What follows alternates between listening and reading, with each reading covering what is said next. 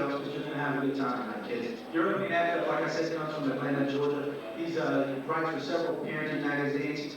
He's also the black sheep of the family. So please, put your hands together for Mr. Jay Saul.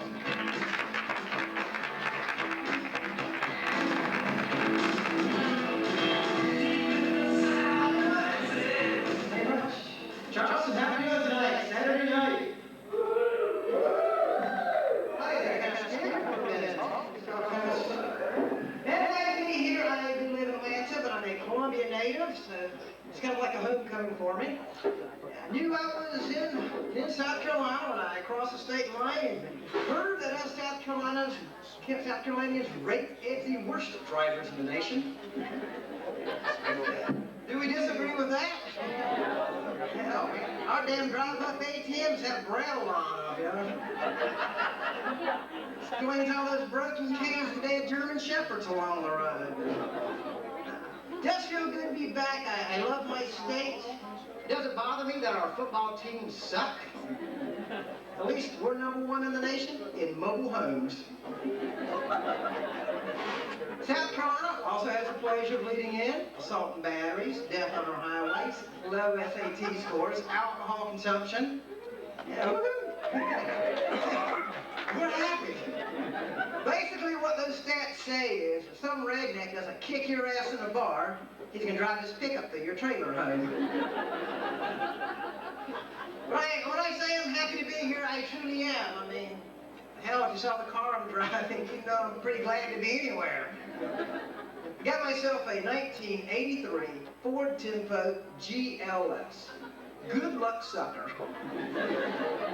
Beats last car I had. Used to have a Volkswagen Rabbit GTI. Got trouble indefinitely. But it got me here. It's cool, man. I get to work a little bit and make a little money, get to eat. I was in the stores today. Did you know you can pick up bottles of salad dressing with Paul Newman's picture on them? Hell, I didn't know he was missing. I kept wondering if they ever found that Orville Redenbacher guy. Coolest thing I picked up, though, was a box of Betty Crocker cake mix. Because on the back was a 24-hour helpline. And I was thinking, why? Only people that are going to be calling Betty Crocker at 2:30 in the morning are a couple of stoners who can't afford a $3 a minute sex line. They'd be like, ring. Betty Crocker, hey Betty. What you wearing, Betty? Got on that frilly apron, Betty? You gonna play with my poppin' fresh stew, boy? Man. Spend a lot of time bored, though. Get bored in my room. Nothing to do. So today I wrote down a list of things that bother me. Things that are questions that I don't have answers for. Questions like, how come when you drink a beer, you pee a six-pack? How come the punishment for skipping school is suspension? JD comes to school for 2 weeks, so we're going to send your ass home. That's where I was. Make up your mind. Why do strip clubs have a dress code? They're naked. I want to get naked too. How come when you bounce a check, they charge you more of what you don't have any of? Send a statement back with a check. Don't make any sense. If you don't pay a prostitute, is that rape? Or is it theft? Could be breaking and entering. Possibly assault with a friendly weapon. And since I've been in Atlanta, this one's really bothered me. When two gay men go on vacation and get lost, who asks for directions? Come on, people, somebody's got to. We know they can't go straight. Alrighty then. Oh man, it feels good to be home because we South Carolinians, we're drinking people, are we not? Oh yeah. My motto growing up was, nothing can be finer than being drunk in my recliner. Save up all my drinking for one time of the year, that's football season. Do all my drinking at Carolina games. You know, it's kind of interesting. I go everywhere and people ask me what a gamecock is. You know, so I tell them. It's an Indian word. It means team sucks big wampum. But you know, you go to a Carolina game, you flat out just got to drink. I mean, we beat Ball State. And Kentucky law. Last game I went to, I walked in with my cup, and the guard said, "Son, do you have alcohol in that cup?" I'm like, "No, sir." He goes, "Well, you better put some in there. I don't think you're strong enough to watch a Carolina game sober." So I did. Ended up drinking a fifth of Jack Daniels all by myself. Thank you very much. I ate a big plate of them super hot, spicy nachos. Ooh, man. By the fourth quarter, I got reacquainted with the phrase, hot as shit. I spent the final 3 minutes of that game producing human napalm. To this day, just seeing a bourbon bottle makes my butt pucker. So I like Charleston. Charleston's a good city. I haven't been here in a while. I said this, I was driving around today. I saw a sign that I just love. Past the marina had a big sign that said 1990 ass cracker, $28.95. So I did a U-turn, because I'll pay $28.95 for something that will track me down a piece of ass and bring it back. But with my luck, it'd probably bring me back a donkey. I'm in a good mood. Had a lot of fun. I recently became a dad for the very first time. One person. The rest was like, "Oh boy, you're stuck with it now, man." Got a little girl, we gave her a cool name. We named her Dakota. Is that not cool for a girl? Yeah. My wife liked the name. She said it came from the Sioux Indian and means ally. Hell, I liked it because I thought it came from Detroit. I thought it meant mid-sized Dodge pickup truck. One state name we crossed off right off the bat was Idaho. I could see going to a party in high school and somebody going, "Hey, who are you?" "Idaho." "No shit. This is going to be a hell of a party." "How you doing? My name's John." My wife explained everything to me. I explained the whole pregnancy. Say she's going to suffer these really bad mood swings, she's going to pee all the time, and she's going to eat some really weird food. And I thought, oh my God, you've been pregnant for 5 years. You're going to give birth to a preschooler. Right off the bat, she'll have something in common with Grandpa. They'll both be in diapers at the same time. But I'm the first of my friends to become a dad. So now I'm like the resident expert around the neighborhood. Everybody comes up to me. Like the other day, someone came up to me and said, "Jay, at what point did you realize you were a dad?"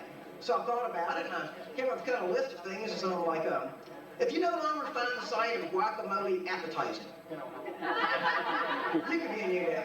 If you ever catch yourself brushing your teeth with Decident ointment, well, it clears up them sores real well. You might be a new dad. If the dog farts and you change the baby, you're probably a new dad. If you're watching HBO and you see a naked woman's breast and all you can think is, "Got milk?" you're probably a new dad. A lot of things I didn't expect when a baby was coming along, because my wife found out she was pregnant. She started hanging out with all her friends that had toddlers, started working in the church nursery. I had no idea what effect I was having on her until, right before I came here, we got through making love, and she rolled over and she patted me on the back and said, "You're a good little helper."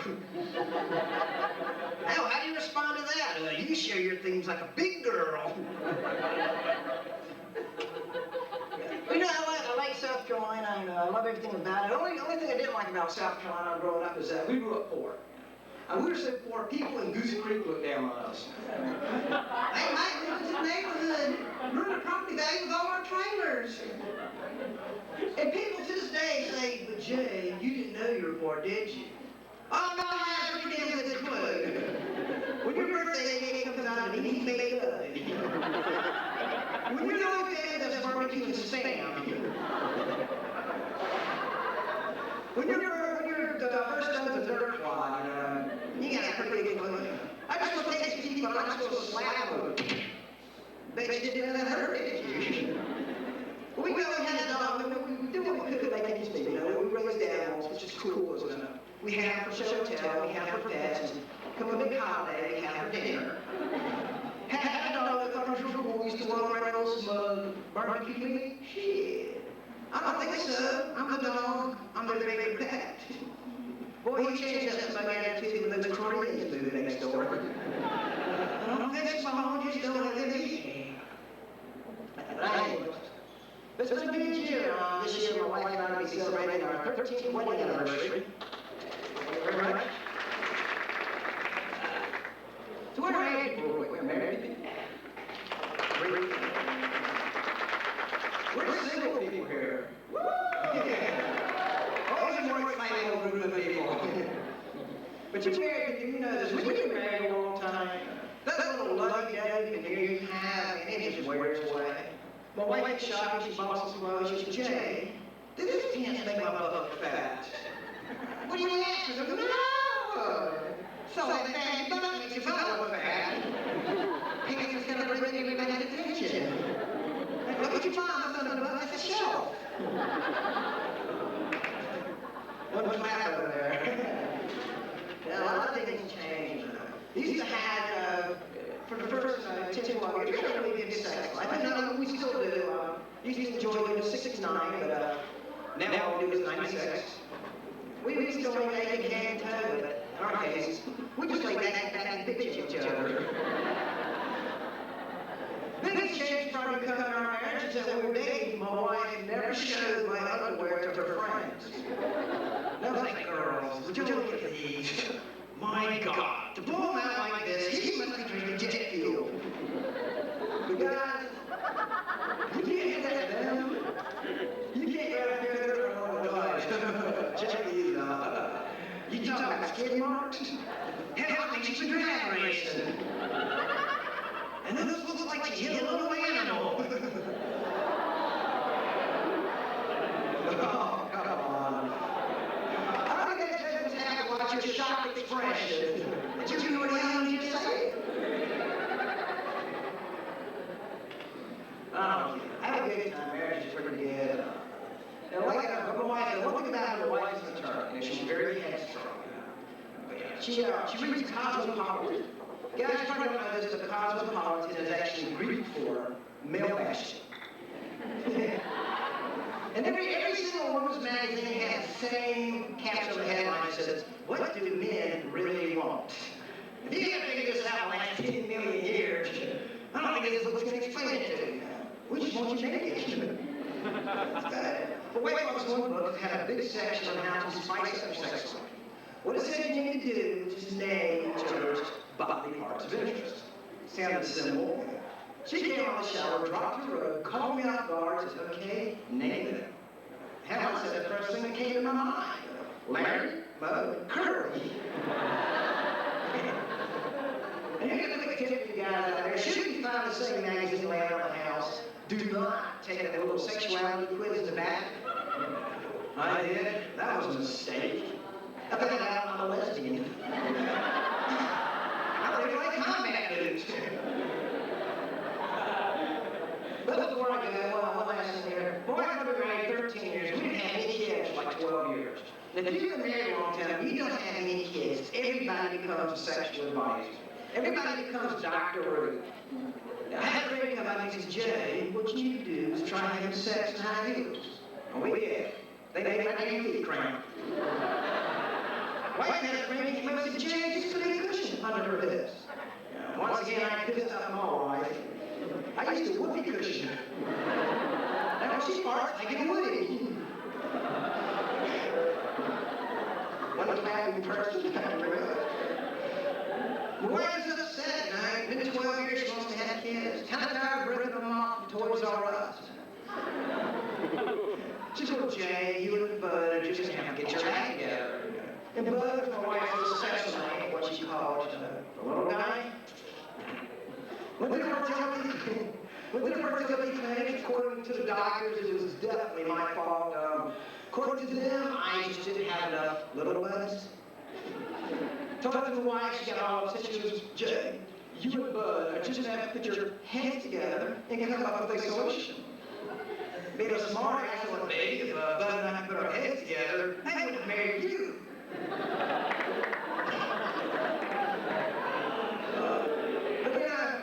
I can't help my mother-in-law for a while. She kept saying, why am I not the good mother? Why do you not have any children? Why are y'all doing this to me? Now, hell, I just looked at her, but why ask why? Bud's dry. Hey, that's my part of the show. Thank you very much.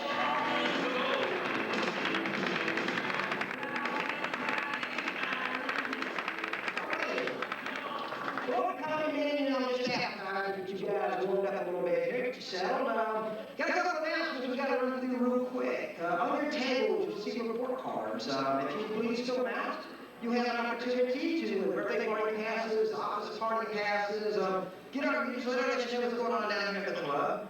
If there's a performer you have seen that you'd like to see again, all you have to do is list the name on the back, and the club will do what they can to get it back. And one last thing, if you do like the non-smoking shows, we have on Wednesday and Friday first show non-smoking. So to echo Hayes' Bobby issue, there's some good shows you come out to. So, you guys ready for your feature out? So you come on, man, it's always fun. All right. We're put down, man. We're working for 2 weeks, and we enjoy every bit of it. You see him on these night shows, he's just a man doing his job. Every weekend, Mr. Brian, Newton.